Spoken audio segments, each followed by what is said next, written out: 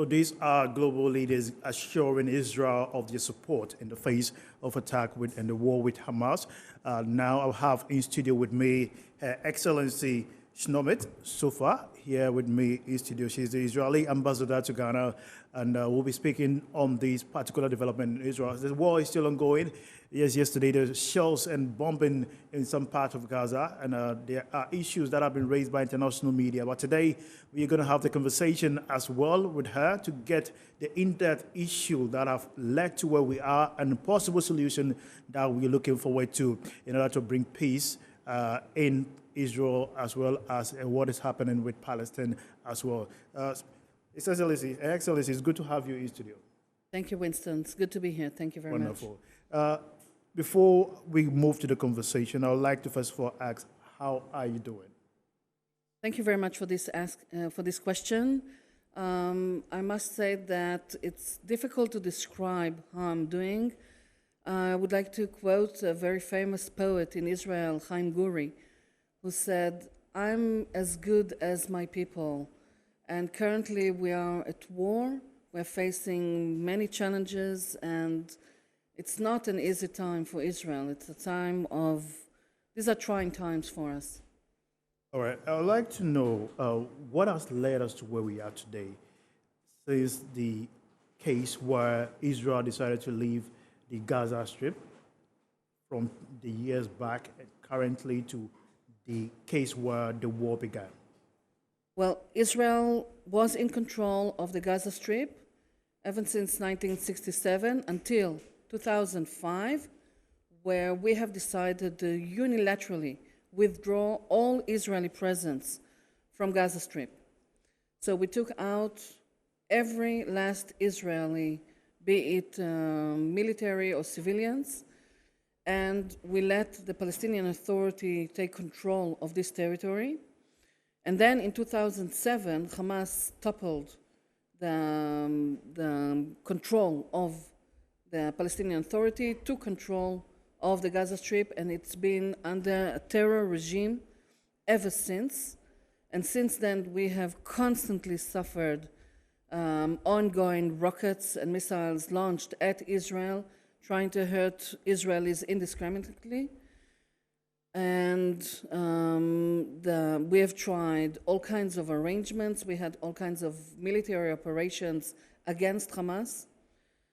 But there was nothing sustainable. We were pushing and assisting the Palestinian Authority and pushing towards better livelihood for people in Gaza. We have decided to issue more work permits up until October 7, more work permits for people from Gaza to come and work in Israel. We were facilitating the development of an offshore gas field that would benefit the Palestinians and allow them to be independent, power independent. And then everything crashed when Hamas decided to launch an unprecedented terror attack against the southern part of Israel on October 7. Into this launch of the attack on October 7? Because if you've done all these things, many will say you were laying the foundation for peace discussion. Then how come the sudden case of war? Well, I cannot emphasize this enough. There is no peace with a terror organization as Hamas. Hamas is of the same, drinking from the same fountain or the same well as ISIS, as Boko Haram, as other elements of the world, global radical Islam is seeking to destroy Israel. Hamas is seeking to destroy Israel. Hamas is seeking to kill each and every Jew all over the world. They say so very explicitly. There's no coming to terms or having any kind of peace with this kind of entity that launched a genocidal attack against Israel, where they killed 1,200 people, massacred them in the most brutal way possible, anything you can imagine, and beyond that. And we saw the evidence. Hamas's I must stress, and they took also 240 hostages, babies, toddlers, children, elderly, men and women, took with them and are holding them captive for the last 47 days hostage as shipping cards, as bargaining chips. Indeed. Many have questioned the magnitude of counterattack that Israel embarked on just after the 7th. Well, we have declared war against Hamas. There's no other way that we will have ever peace or stability in this region unless we take off Hamas. Hamas has launched this brutal attack on Israel, and we are exercising our right and our obligation to self-defense. And we have decided that this war will achieve mainly two goals: to bring back all the hostages and to bring Hamas to a point where they can no longer control the Gaza Strip, and they don't have any military capabilities. And it is a very big effort. In attacking Hamas, you realize that there are Gaza citizens in that strip. In that case, how are civilians protected in the style and approach of which Israel has been attacking that strip? Israel is a democracy, is a country that is governed by law, and we abide and follow international law. We follow the provisions of the laws of armed conflict.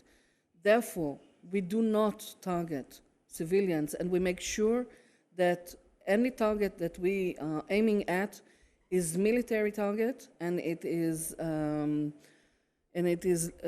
legitimate by international law. By Unfortunately, reports that but comes in- let me finish, Sure, please. go ahead.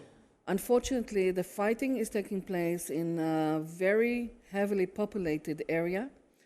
We have called on the civilians, the uninvolved, to move south, and we have allowed special corridors that are safe to move in.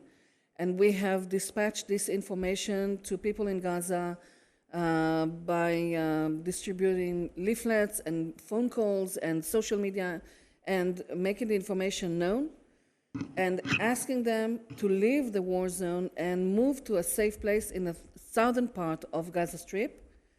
Unfortunately, Hamas is using its own population as human shields and is preventing many of them from moving down south. About 250,000 were able to move to a more secure and safe area, but many are prevented because Hamas needs them as their human shields. As much as that is the case, moving about 1 million people to that southwards will be difficult indeed. And surprisingly, there is information that Israel has prevented aid from moving to that area. In that case, how would they survive? Well, this is not the reality on the ground. Israel is enabling and facilitating entrance of humanitarian support to the southern part of the Gaza Strip. We were very open about the entrance of water, food, and medical supplies. And recently, we have also allowed tanks with fuel to come in, although we know that Hamas is actually taking these provisions from their own people and using them for its military effort. So we know that the fuel is being used for ventilation of the terror tunnels underneath the city, underneath the Gaza Strip. You have about 500 kilometers of tunnels that Hamas has built in order to move without being detected, in order to attack Israel, to store its arsenal. So they are using these provisions that we allow in as humanitarian support, and they're taking them for their own use. And we have irrefutable evidence. We have recordings of conversations between, say, Hamas operatives and managers of and directors of hospitals. And they talk about how Hamas is taking the fuel and the provisions from the hospitals to their own use. Interesting. During the launch, there are instances where some hospitals were hard hit. In that case, many describe it as an attack against humanity. What is Israel's position on that? We did everything within our power to avoid any harm to the hospitals. But when, according to international law, when such a facility that is usually very protected, be it a school or a mosque or a hospital. But when they are being used for military purposes, they become a legitimate target, even that taking that this is the situation, and despite all that, we were extremely careful to make sure that people, medical teams, and patients are evacuated. That we brought in, for example, for the Shifa hospital, the main hospital in Gaza. Underneath, you have the main Hamas command. We have provided them with incubators, brought in especially from Israel, to allow the safe passage of preborn babies to move without harm in those incubators to southern part of the Gaza Strip and to field hospitals that were established there. And we came in first with medical teams and Arab speakers from Israel to make sure that the medical teams and the patients are being safely evacuated from the hospital before we started the operation. And thereby, in order to protect these people that, again, are based on top of main Hamas command as a huge human shield, we came in to evacuate them as safely as possible, losing the element of surprise, allowing Hamas to clear its presence from the tunnels underneath the hospital and flee to safety. About these tunnels just mentioned, how many have been identified and which territories would you say Hamas is using to terrorize these individuals? Well, as I said, we have about estimation of 500 kilometers of well-built tunnels. When you think of a tunnel, I'm sure you saw some of them already in the world media. And these tunnels and the use of or abuse of facilities such as hospitals has been corroborated by intelligence, American intelligence, and supported also by the UK. You have to take into account that they are built dozens of meters deep into the ground, and there are some of them as wide as allowing a Hummer Jeep to drive through them. Can you imagine how many resources were put into building this terror infrastructure, this metro city of terrorism, all at the expense of the people living in poverty above ground without any shelters? The number one question on the minds of many people probably have been knowing Israel's mind, intelligence, and the sophisticated military mind possibly couldn't have identified the onslaught before it happened. Or did you get snippet of it and allowed it to happen? Or there was a plan to let this happen and the counter reaction to unfold? I'm sorry, but this sounds like a conspiracy theory, and I must reject it entirely. We had no information, no intelligence about this onslaught that is about to take place, and the question of how we were not able to have the intelligence and to be prepared is a very serious question that will be answered in due time. After the war, I'm sure there will be government inquiry, special committees, and we have a mechanism that is already tested and proven to make the necessary inquiries and to find out all the answers that are badly needed by, not by the media in Ghana or by international community, but by the Israeli people. We all demand these answers. But there is time for that, and this will have to wait until we are finished with this war, until we win the war. Are we to wait until many lives are lost? But are there ways by which peace, arbitration, and people to understand the enormity of the gravity of the situation currently? I think that as I said, we are trying to avoid hurting civilians and uninvolved people in the Gaza Strip. Many have been hurt.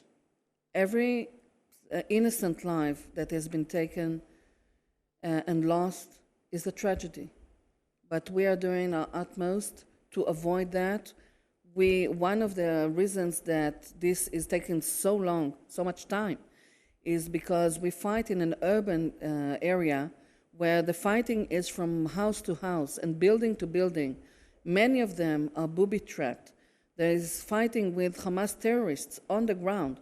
So we are moving forward very carefully. We have taken losses.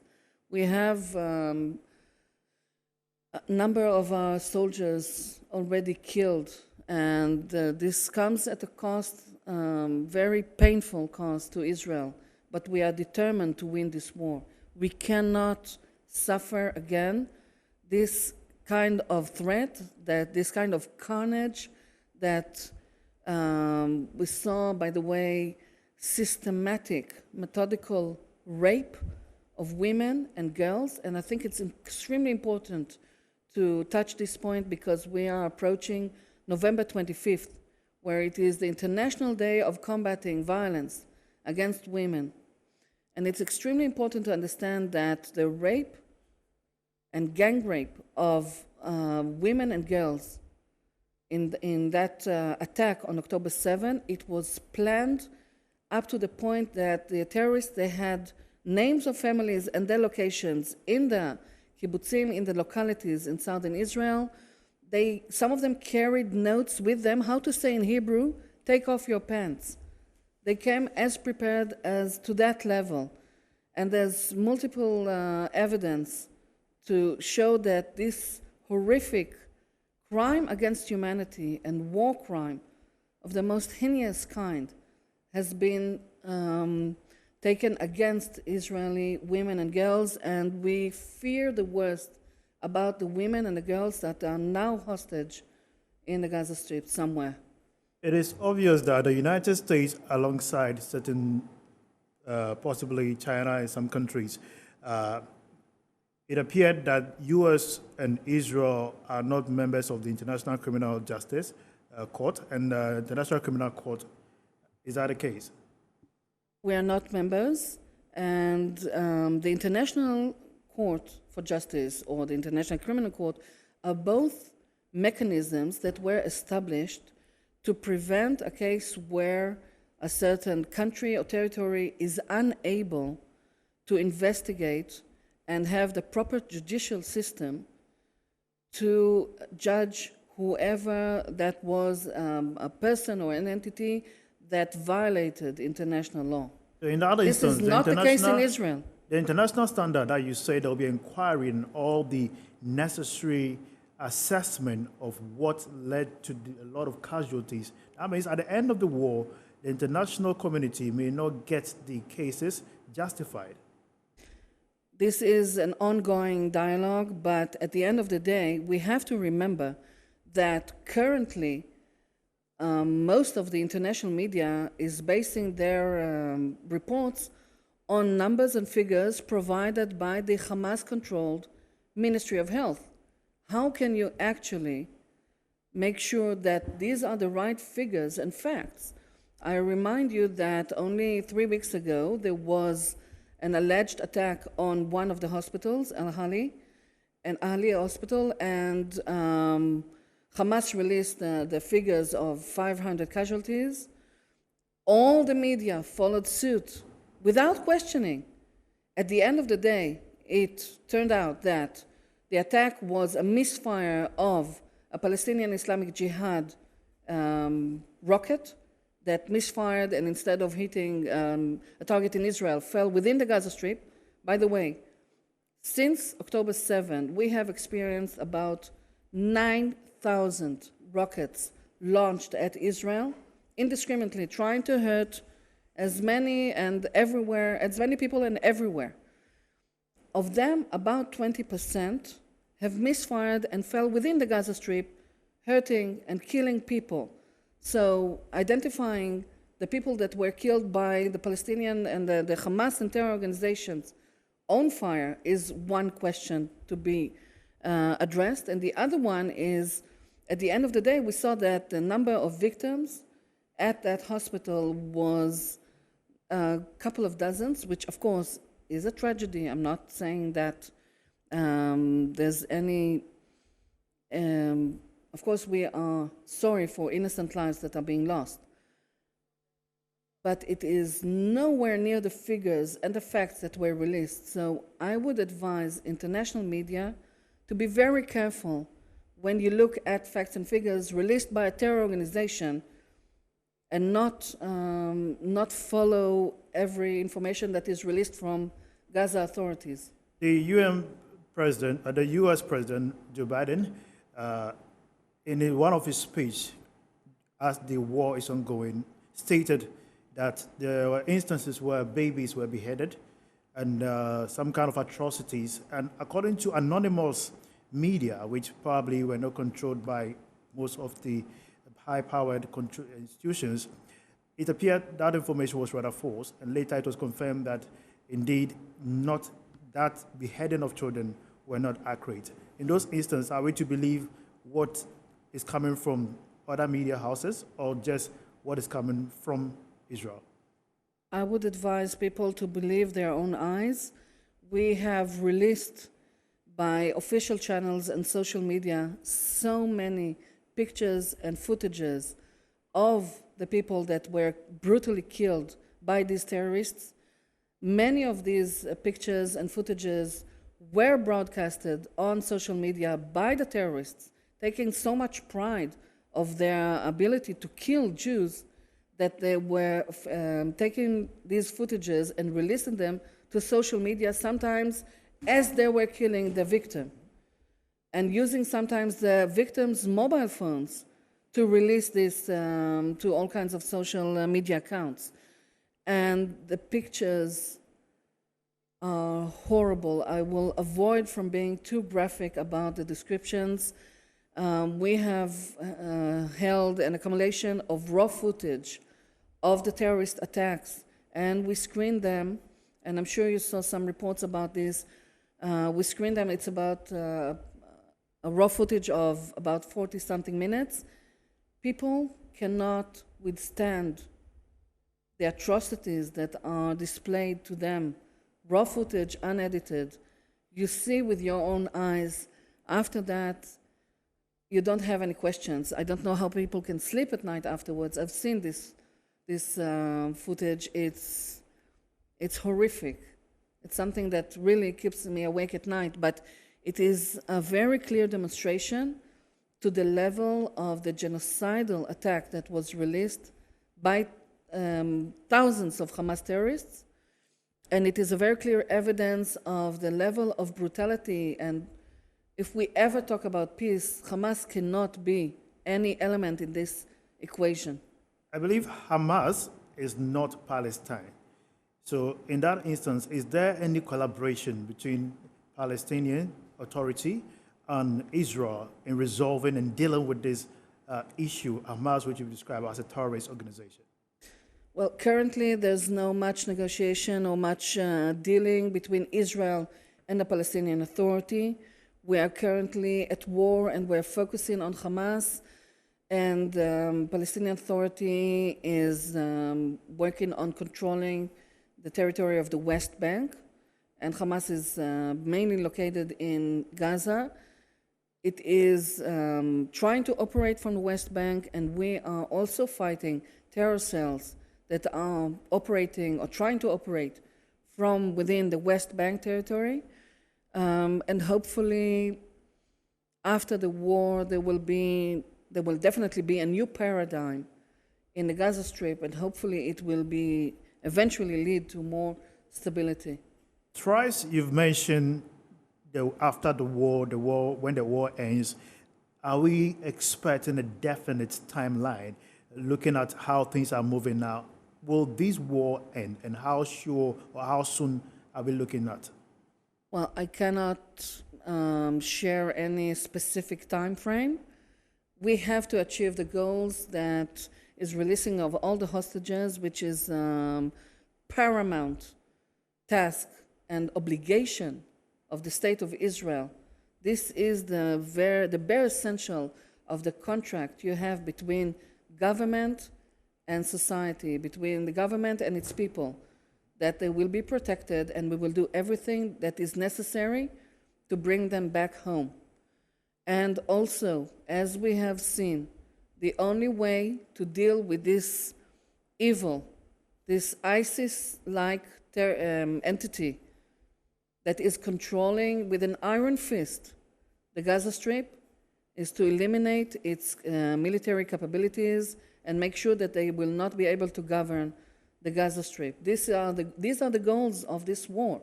It's not a war against Palestinians. It's not a war against Islam. It's a war against evil, as the same way that the West was fighting ISIS, the same threat that we have with Boko Haram, with ISIS of the Sahel, with Al-Shabaab. These are the same elements of global jihad that is trying to eliminate everything in its path and create their own caliphate.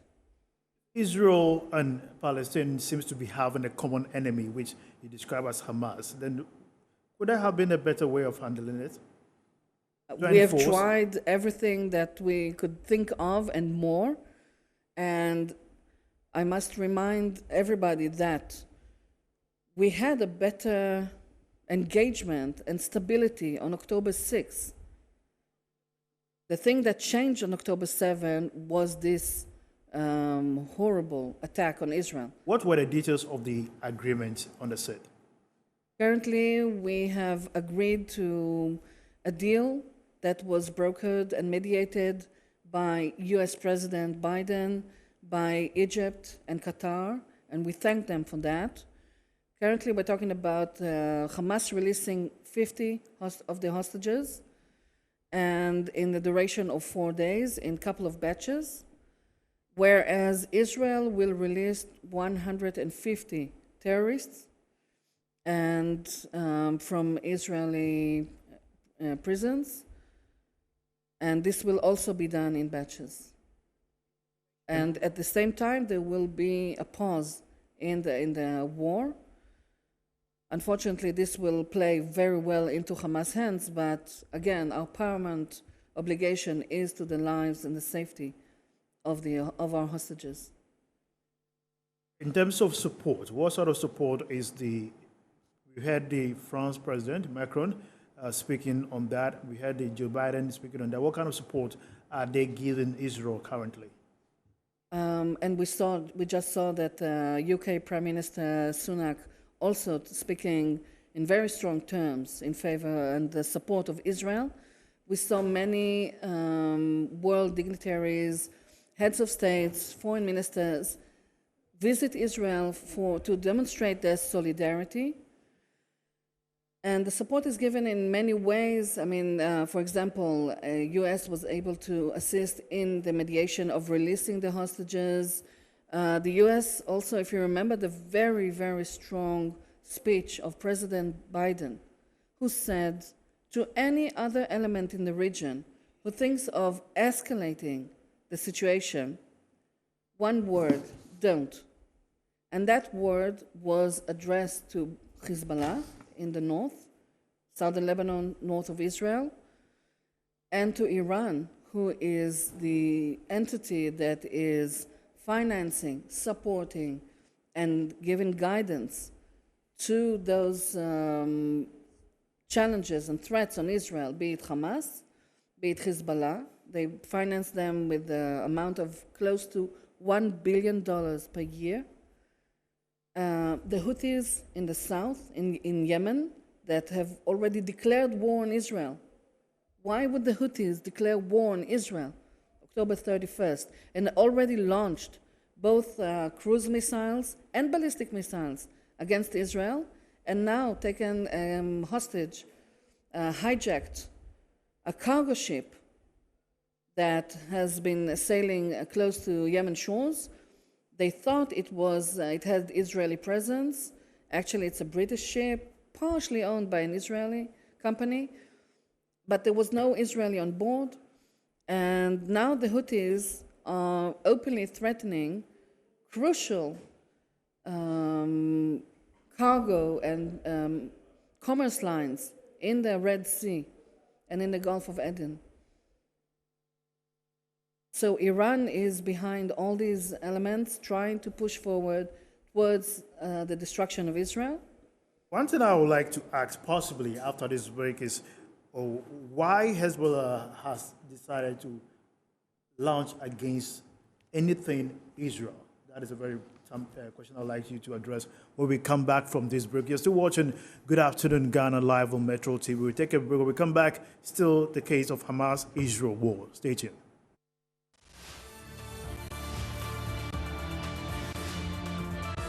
U.S. President speak on the war and his stance to support Israel in this very serious time where war is still ongoing there against Hamas terrorist organization. The president said that he does not condone any act of violence against humanity and has described the case as pure evil.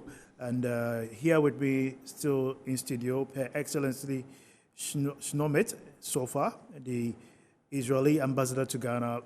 She's touched on a lot of issues. Another one I like to hear from her has to do with the case of Hezbollah, and as well as how refugees are handled, especially in these dying times, who are in Gaza. I'm aware Egypt has decided to accept some premature babies been evacuated to Egypt based on information coming through as Israeli tanks takes over some hospitals that are suspected to be housed by Hamas. What do you say to that? So we have discussed this some minutes ago that Israel is trying to minimize any hurt to innocents, to civilians, and that's why whenever we had to approach a hospital, we did everything possible to make sure that people, medical teams, patients, whoever is staying at the territory of the hospital will be cleared safely to a safe place. And we have no desire to hurt these innocents. By the way, Hamas was abusing this mechanism to hide and dress as civilians and try to clear this area with the civilians that are trying to live safely the hospitals. And as we said in the case of the Shifa hospital, which is the main hospital in the Gaza Strip, Israel has brought in and provided 30-something incubators to make sure that premature babies born prematurely, and they are extremely, of course, sensitive and fragile, will be taken in the safest way possible from that war zone, from that, unfortunately, hospital that became a war zone by the use of Hamas, and be taken to a secure place down south or further on to Egypt. They need special care, of course. There are instances in reports that medical supplies are not reaching some refugees of the war down south. Well, the mechanism is in place. We have by now close to 1,500 trucks that are bringing in all kinds of medical supplies, food, water, everything that is necessary. And the distribution mechanism is being handled within the Gaza Strip. Unfortunately, we saw time and again that Hamas is taking control of these supplies and stealing from its own people for their Hamas terrorist use. We've seen war in Iraq, we've seen war in Congo, Africa. What is different about what is happening between Israel and Hamas? Is there any difference or unique elements that you can say probably is an exception to the whole case? I think it's an excellent question, and I'm sorry to say this, but I think the difference is that it is so easy by so many elements all over the world to go after Israel.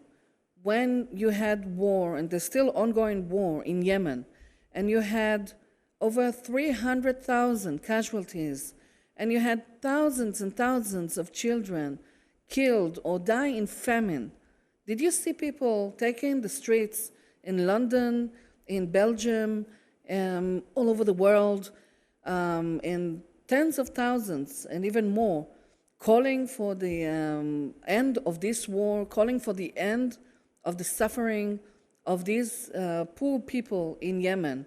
When you have over 800,000 people killed in East Congo, where you have close to 400,000 people killed recently, in recent years, in Darfur.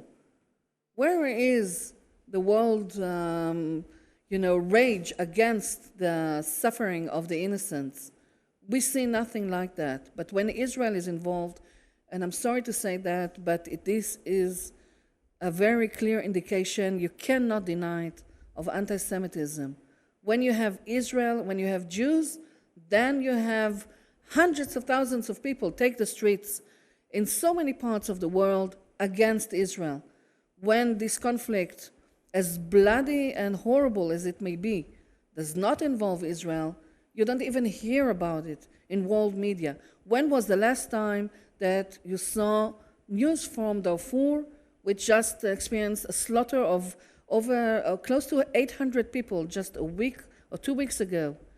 Where did you see that getting top headlines in world media?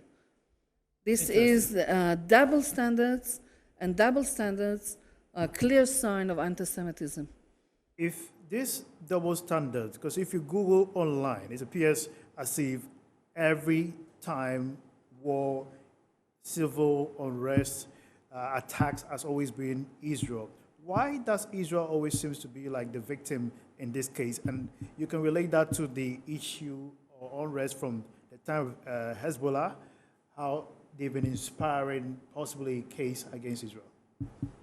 Well, Israel is being targeted by a couple of terrorist entities and organizations. In the Gaza Strip, you have Hamas and you have the Palestinian Islamic Jihad. In southern Lebanon, you have predominantly Hezbollah, but there are other Palestinian terror organizations. And you have other terrorist entities, and the Houthis, of course, as we have just previously discussed in the last couple of minutes. And many of these entities are being orchestrated by Iran because Iran is set to be to prevent stability in the Middle East, because this serves its purposes and its agenda, and also calling openly for the destruction of Israel. So they're using their proxies, and they're using these terror organizations to try and destroy Israel as much as they can. And unfortunately, this leads to a lot of instability in our region and too much suffering. The world needs peace. Everywhere you pass, peace is the currency.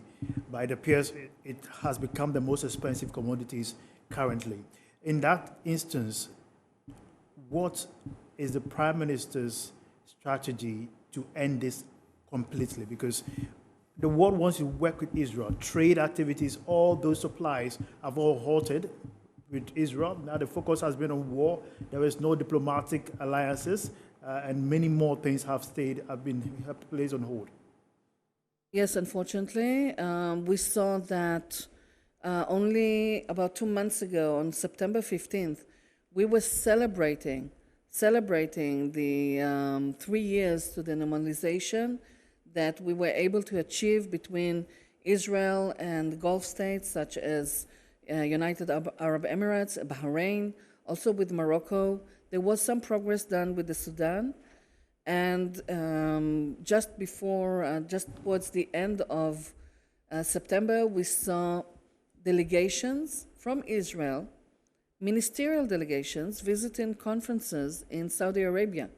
This is something that was so phenomenal, so unique. It was a clear indication that the region is moving towards stability, towards prosperity, and peace and prosperity benefit so many, not just the trade between two countries, but it has a ripple effect and it has a very positive effect on so many other countries in the region. And we were really hoping that this would continue to progress.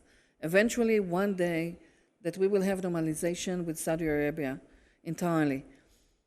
And all this process is done under the understanding that their relations with Israel and their relations with the Palestinians, it's not a zero-sum game. You can have normalization with Israel and continue to support the Palestinian cause and continue to support the Palestinians. It's not a zero-sum game. You don't have to choose a side. You can benefit both sides. And the more countries understand that and internalize that, we will have more peace and stability in the entire region. When it comes to peace between Israel and the Palestinians, this is a very rocky, long road. We've had our ups and downs. We had the Oslo Accords in 1994. We had so many developments, positive and many negative, unfortunately. We will reach peace, hopefully, sooner than later, but it will continue to be a very long road. We have to rebuild confidence between the two sides. This will take a lot of time and effort, but this is our policy, that this conflict will eventually be resolved by political means and not by force. Indeed. We'll certainly be also following up and asking the needed questions, especially in a very troubling time for not just Israel and Palestine, for all over the world as well. Smoti, because of time, we think we'll do this another time once again.